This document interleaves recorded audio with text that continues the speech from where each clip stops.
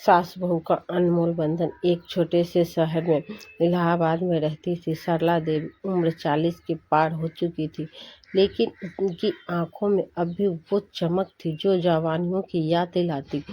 सरला की शादी युवा अवस्था में ही हो गई थी। ससुर जी के गुजर जाने के बाद उन्होंने बेटे को अकेले ही राजेश को पाला। राजेश अब एक सफल इंजीनियर था, दिल्ली में नौकरी करता था। सरला का पूरा जीवन राजेश के इर्द गिर्द घूमता था।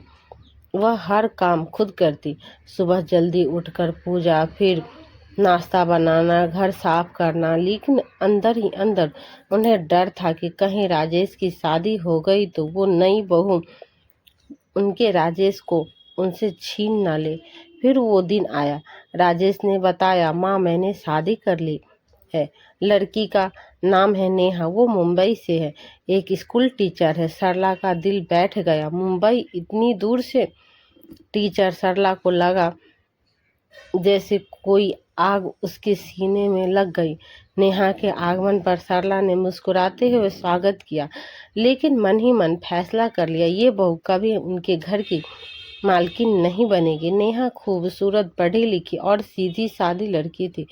बचपन से अनाथ होकर चाची के साथ पली बढ़ी थी। उसे ससुराल में सब कुछ नया लग रहा था। सरला जी ने चाय दी, लेकिन इतनी कड़वी कि नेहा का गला बैठ गया। बेटी, ये मेरा घर का स्वाद है, आदत डाल लो, सरला ने कहा। नेहा ने मुस्कुराकर पी ली। रात को सोते वक्त राजेश ने कहा, माँ बहुत अच्छी है, बस थोड़ा सख्त है।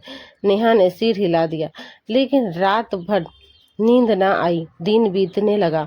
सरला हर मौके पर नेहा को टोकती। सुबह नेहा चाय बनाने लगी तो सरला बोली, अरे चाय तो मैं बनाऊंगी, तुम्हें क्या पता तुम हमारा स्वाद।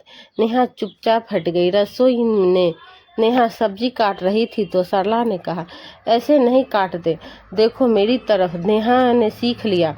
धीरे धीरे नेहा ने घर के हर काम महारत हासिल कर लिया, लेकिन सरला को गुस्सा कम न होता। एक दिन नेहा ने पूजा में फूल चढ़ाए, लेकिन सरला चिल्लाई, ये फूल तो सूखे हैं, क्या भगवान को धोखा देगी।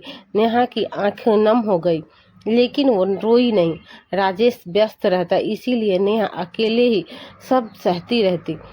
कुछ महीने बाद नेहा गर्भवती हो गई। घर में खुशी की लहर दौड़ गई। राजेश ने माँ से कहा, माँ अब तो बहू को आराम दो। सरला ने हामी भरी, लेकिन मन में जलन हो रही थी। नेहा अब राजेश की दुनिया की रानी बनने वाली थी, और बच्चा वो तो उनका भी तो पोता होगा। नेहा की तबीयत बिगड़ने लगी। डॉक्टर ने कहा, आराम चाहिए, तनाव न ले। सरला ने नेहा को दूध पिलाया, लेकिन इतना नमकीन कि नेहा उल्टी कर बैठी। नेहा ने सोचा, शायद गलती से, लेकिन तीसरी बार वो भी ऐसा ही हुआ। नेहा ने राजेश से कहा, मुझे लगता है माँ मुझसे नाराज है। राजेश हंस पड़ा, अरे माँ तो तुम्हें बहुत चाहते। एक रात भारी बारिश हुई, बिजली चली गई। नेहा को प्रसव पीड़ा शुरू हो गई। सरला घबरा गई। राजेश बाहर गया था काम से। सरला ने नेहा को गाड़ी में बिठाया और अस्पताल पहुंचाई। रास्ते में नेहा ने दर्द से तड़प रही थी। सरला ने उसका हाथ पकड़ लिया। अस्पताल में डॉक्टर ने कहा, बहुत खतरा है, बच्चा समय से पहले आ रहा है। सरला की आंखों से आंसू बहने लगी।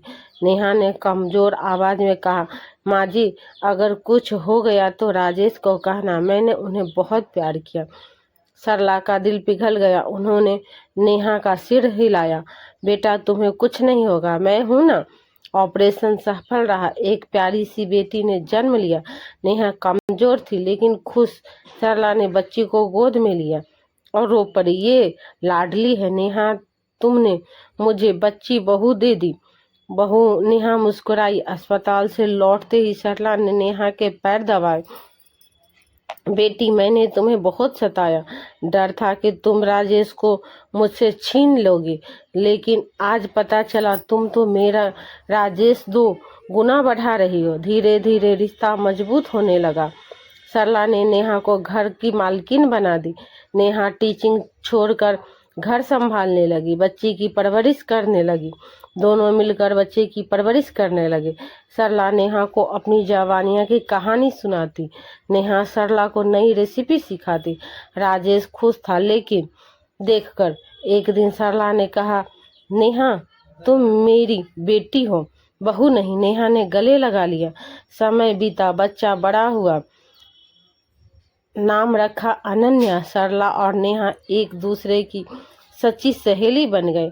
इलाहाबाद का वो छोटा सा घर प्यारा सा आलम था। सास बहू ने साबित कर दिया कि समझदारी और धैर्य से कोई भी रिश्ता मजबूत हो सकता है। तो दोस्तों, आपको ये कहानी कैसी लगी कमेंट करके ज़रूर बताएं। पेज को फॉलो करना ना भूलें। धन्यवाद।